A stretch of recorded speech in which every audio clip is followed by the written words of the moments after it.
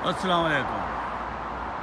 آپ کو 1 منٹ کے بعد ایک بہت ہی حسین نظارہ نظر آئے گا، تو آپ انتظار کیجئے، میں اس طرف بڑھ رہا ہوں۔ آپ کو اچانک ایک خوبصورت مقام نظر آئے گا۔ جیسے آپ دیکھ رہے ہیں، یہ پل ہے، اس کے نیچے موٹر وے ہے، اوپر سے بھی راستہ ہے۔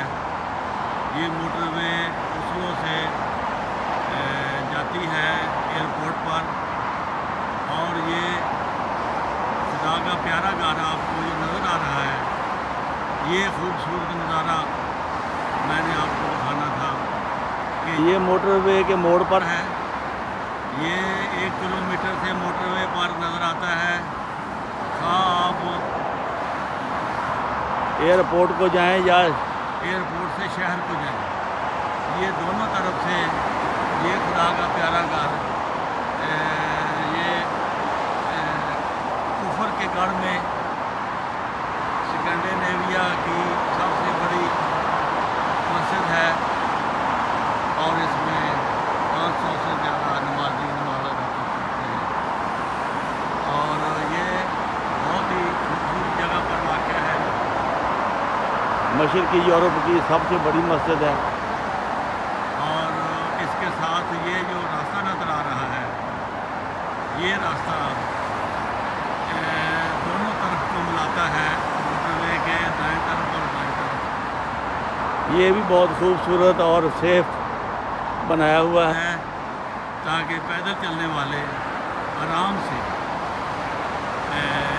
اس خدا کے گھر تک پہنچ کر اس کی عبادت کریں، اور یہ آپ کے لیے ایک نہایت ہی حسین و جمیل اور بہت ہی موقع کے مناسب حال یہ خدا کا گھر میں نے آپ کو دکھایا ہے۔ یہ سین مغرب کے وقت تقریباً سورج غروب ہونے کو ہے، یہ آپ کو میں نے آپ کو دکھانا تھا۔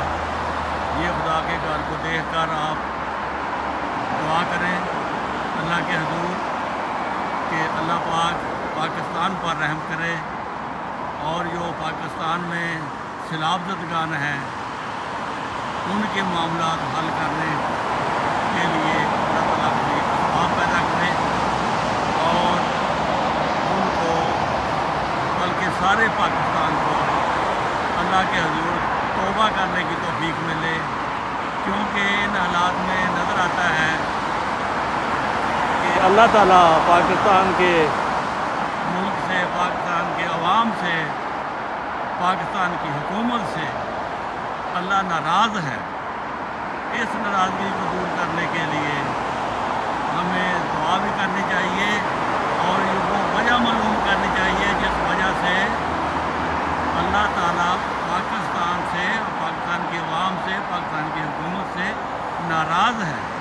کیونکہ جب اللہ تعالیٰ خوش ہوتا ہے تو ملک میں، افراد میں، حکومت میں خوشحالی آتی ہے، مگر پاکستان کی قسمت میں یہ نظر آتا ہے کہ ہر دن اس کو اندھیروں میں لے جانے والا ہوتا ہے۔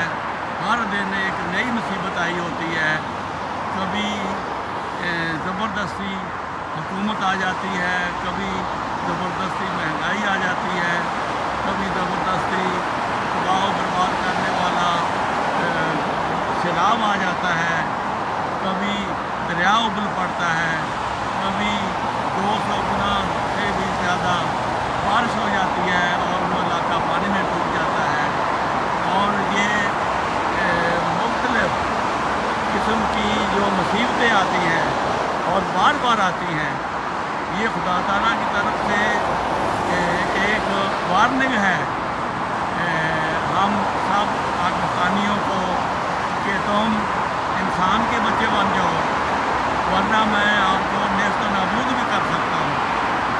اور یہ ایسا گناہ کیا ہوا ہے انہوں نے جس سے خدا سخت ناراض ہے، باوجود اس کے کہ ہم مسلمان ہیں، اذانیں دیتے ہیں، نمازیں پڑھتے ہیں،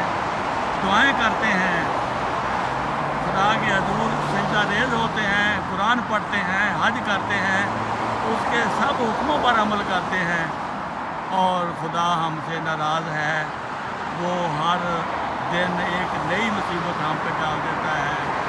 कभी खुश्की की मुसीबत डाल देता है, कभी ज़्यादा पानी की मुसीबत डाल देता है। और हम देखते हैं कि हमारे नज़दीक वाले मुल्क जो मुसलमान भी नहीं है वो हमसे ज़्यादा खुशहाल हैं। हमारे दुनिया में दूसरे मुल्क जो काफिर हैं, यहूदी हैं, ईसाई हैं, जैरिया हैं, बुद्ध मत हैं, क्या इस्लाम से उनका कोई ताल्लुक़ नहीं है, लेकिन अल्लाह ताला उनसे राज़ी है। अल्लाह ताला ने उनको खुशहाली दी हुई है, उनको अल्लाह ताला ने ज़्यादा रोज़गार दिया हुआ है और वो खुशी के साथ अपनी ज़िंदगी गुजार रहे हैं। और जो जिनका दावा है कि हम अल्लाह के प्यारे हैं, हम अल्लाह के प्यारे रसूल को मानने वाले हैं, हम अल्लाह ताला के हुक्मों को मानने वाले हैं, हम ख़त्म नबूवत पर जान शावर करने वाले हैं, उनको अल्लाह ताला ने दुख में डाला हुआ है और मुसीबत में डाला हुआ है और अज़ाब में डाला हुआ है। ना उनको दिन को सुकून है, ना रात को नींद है, वो परेशान है। इसलिए हमें ये सोचना पड़ेगा कि हमसे कौन सी गलती हुई है कि हमसे खुदा नाराज़ हो गया। हम देखते हैं कि हमारे सूबा सिंध और सूबा बलूचिस्तान और जनूबी पंजाब के बहुत से हिस्से और पहाड़ों पर रहने वाले स्वात और कागान और क्या क्या दुनिया जो पहाड़ों पर रहती है वो तबाह बर्बाद हो गए हैं। उनको पानी ने नूह के तूफ़ान की तरह तबाह कर दिया है।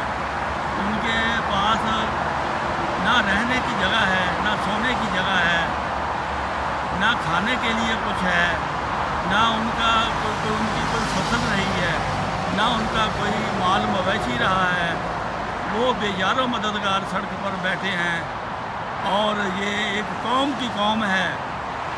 जिस तरह यूनुस की कौम सड़क पर आ गई थी, इसी तरह वो भी कौम की कौम सड़क पर बैठी है। उनके पास ना खाने को है, ना कुछ रहने को है। लाखों मरीज़ पड़े हैं, कई हज़ार बच्चे भूखे मर रहे हैं, इलाज नहीं हो रहा, कोई खाने को नहीं है, कोई ज़मीन नहीं रही, कोई फसल नहीं रही, कोई माल मवेशी नहीं रहा और ये इनकी तादाद। और कोई मकान नहीं रहा, मकानों में 10-10 फुट पानी खड़ा है, सिर्फ छतें नज़र आती हैं और बहुत से गाँवों का नामो निशान मिट गया है। तो ये क्या हो रहा है? ये अल्लाह ताला की अभी भी आप लोग इसको अज़ाब नहीं समझेंगे तो और क्या समझेंगे? क्या ये इनाम है अल्लाह की तरफ से आपको, जो आपने कोई नेकी की है? आपको इस दुनिया में एक ऐसी मुसीबत और दुख की ज़िंदगी आपको दी है। कई हफ्तों से भूखे नंगे प्यासे लावारस और कुछ नहीं रहा, सब कुछ पानी की नज़र हो गया है। तो अभी भी आप क्या तौबा नहीं करेंगे? नहीं सोचेंगे कि हमसे खुदाया क्या गलती हुई है, हमें आप बता कि हम राह रास्त पर आ जाएं और तू हम पर रहम कर।